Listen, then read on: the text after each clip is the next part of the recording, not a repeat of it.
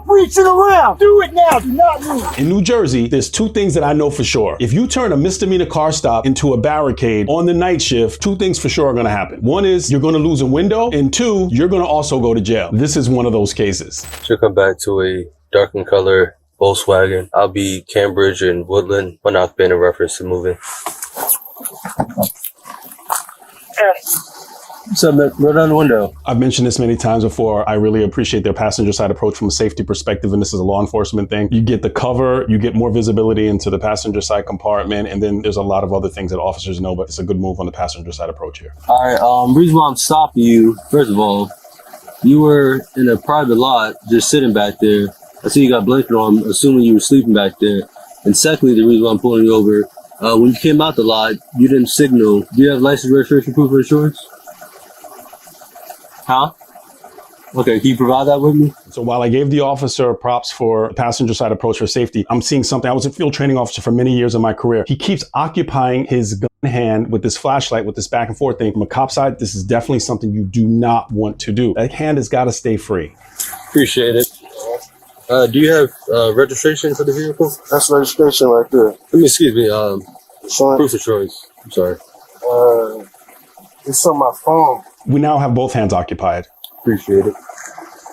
I'll be right back, all right? Just take a snapshot of it. No, just take a snapshot of what you need. You can't. I'm not going to give you my phone and let you walk away with my phone. I'm not going nowhere with your phone. You can just view it right here. Okay, well, I'm going to walk to the back of your car and I'm going to view it, all right? No, you can just take a snapshot. I'm not going to give you my phone. I need to see. If I'm going to give you my phone, I'm going to have you call your supervisor first. Why do you need to call me? Because I don't want you walking away with my property. Sir, I'm not going to steal your phone. I need to make sure I don't know you like that. Okay, understandable. But I need to see that you have proof of insurance. You can see it right here. Okay, give me your phone. No, you can take a snapshot. Okay, I'm not giving you my phone. I'm going to look for it right here. So give me your phone. Call your supervisor if you want me to hand you your phone. I'm about to view your proof of insurance right here. I'm not going anywhere with your phone. Same thing again. If you want to hold my phone, you're going to need to call your supervisor. Okay. How about this? Step out of the vehicle. No. Step out of the vehicle. You give me a hard time right now.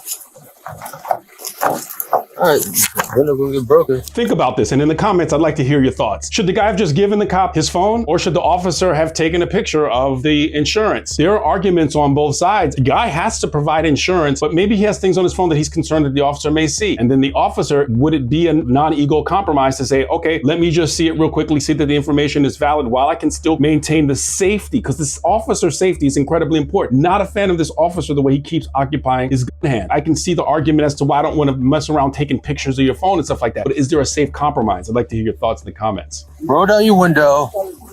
No. Roll down your window. Okay, roll down your window. If you don't roll down your window, I'm going to forcibly remove you out the vehicle. So I'm going to ask you again. Roll down your window. Roll down your window. I just asked for proof of insurance. You gave me his phone and he took it back. Said, I don't want you to go anywhere with my phone. That's all right. I'll view right here. And then he rolled up the window. Hey, sir, it's a different officer. Can you lower your window for me, please? This is important when you see the transition to the different officer. I'm not sure if that hash mark with one being red or means anything different about what his skill set is, but I do believe that this officer may have been called to the scene because he has skills to be able to try to negotiate with the subject, because now we have him barricaded inside the vehicle, which is a good call, but tactically horrible positioning. What's up, man? It was frozen. What's going on? Yeah, I just wanted to supervise because I tried to show this guy my identification card. Okay. First and foremost, did he give you a lawful order? I don't know what a lawful order is. Did he tell you to get out of the car? Yeah, but that's not. Did he tell you? What's What's your name, sir? Mr. Water? Waters. All right, listen, I'm going to tell you what the law is, all right? All right, but I'm going to tell you that you seem to not understand. If an officer, sir, if an officer tells you to get out of the car, you are required to get out of the car, sir. If you step out, you won't be under arrest. If you don't step out now, you will be. We can see when the officer showed up, the subject saw the officer pull up. He noticed those yellow chevrons and he rolled down his window and he was ready to engage with the sergeant. I'm hoping this is a sergeant shutdown situation, because this is going on quite a bit and they can really lock this down if they utilize the right tactics verbally and physically if necessary. Step out of the vehicle now. I'm getting out the vehicle and getting recorded. Step out of the vehicle, do it now. Step out of the vehicle, do it now. Bad crossfire situation if now they're going to go hands-on. Stop reaching around. Stop reaching around. Do it now. Do not move. Get a car. Get a car. Get a car. Give me this. It's all good. It's all good. Give me that. Stop resisting.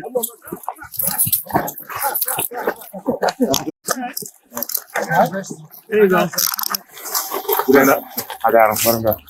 So I counted at least 5 officers and maybe 2 sergeants that are occupied on what started off as a misdemeanor car stop. This is absolutely ridiculous when you see adults act in this manner. If you know that you are going to provide your insurance and it's only on your phone, if your expectation is that the officer take a picture of it, that's not a fair expectation in my opinion. You have to think of another way to handle this kind of provide your proof of insurance, because in nearly every jurisdiction you're required to provide proof of insurance that you're driving a vehicle.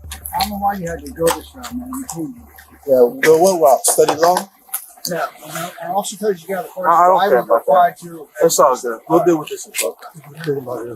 Gotta put some shoes on. Now that he's in custody, it's kind of interesting because you would think that it's over, but there's a really interesting booking process that this police department utilizes, and I found it kind of interesting. It's very different from how my police department handled it, and maybe in your jurisdiction as well. Swing your feet around. That window needs to get rolled up, man. Which one? My driver window that was broken. Oh, it can't be rolled up. Yeah, now it can't be rolled up because you guys broke So it. why would you ask me to roll up a window that can't be rolled up? Well, and my car needs to be turned off, man. Yeah. I do DoorDash, bro. You messing up my way of living. Okay. Well, you could have stepped I'm out. a chauffeur driver as well. Okay. All right. And I'm a substitute teacher, dude. All right. You're good. Just have them meet you at the Okay. Yes, sir. Would you ask me to step out the car for? Well, you're being non-compliant. Not compliant by giving me my... And you rode up the window. I've mentioned this in many videos, and it's a Pennsylvania versus Mims case. Supreme Court ruled that if a police officer, for officer safety, asks a person to exit the vehicle, they have to, by law, exit the vehicle. The officer clearly asked them to exit the vehicle, and he refused. That becomes a barricade, and it's a very high priority type of situation. Grab that. Yep. Yeah, give me that officer's name and Okay, we'll deal with all that later. Right now, we got to process you, all right? Just don't try to face that way. Okay. Dude, what's your Beesmore? What's your badge number? You'll get that when you get your summons. You feel personal? You feel like some emotion? It's just business, bro. Absolutely. You don't feel like you understand it. You don't understand. Feeling like some kind of something inside. He's feeling like he's got something to protect. We'll get to that I don't know what point. that's all about. And because you infringe upon my rights today, No, sir. my constitutional God-given rights. Okay, do me a favor. Have a seat. I will, bro. Don't worry about it. So I'll keep it real with you a little bit further. So I'm a crisis negotiator in Atlanta County, right? So when I saw you, I don't know what's going on in your mind. Maybe you're going to maybe like a mental breakdown, or maybe you're in some type of crisis. I don't know, right? So that's why I try to let you know, like, sir, I'm here. It's another officer. I want to get your attention. I try to make eye contact with you.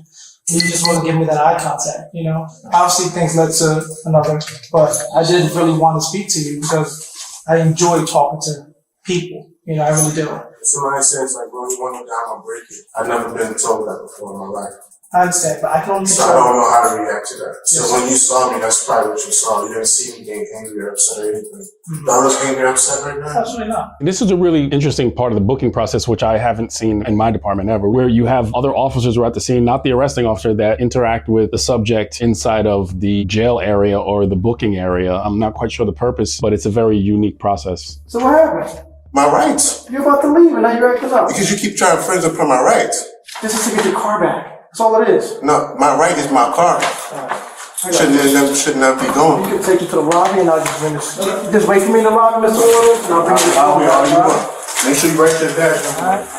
It appears that their booking process for this resisting, obstructing type charge, the officers take them all the way to the station, conduct the paperwork, issue a summons, and then release them right there, which is very different from what I've seen in the past. It's weird when I see a person who's adult who claims to be a substitute teacher and studies the law that's not willing to provide the information to the officer that the officer needs in order to conduct the traffic stop, then barricades inside of the car. His window gets busted. Where is the win? It's almost like the saying, cutting off your nose to spite your face. It's like, I'm willing to lose a window to try to prove a point. point, and I'm critical of both sides because the police tactics, in my opinion, definitely could have been better in a lot of different ways. If you like this kind of content, like the video and subscribe, because this way you can get more content sent to you just like this from this channel. And there should be another video on your screen that you can click on to see content very similar to this.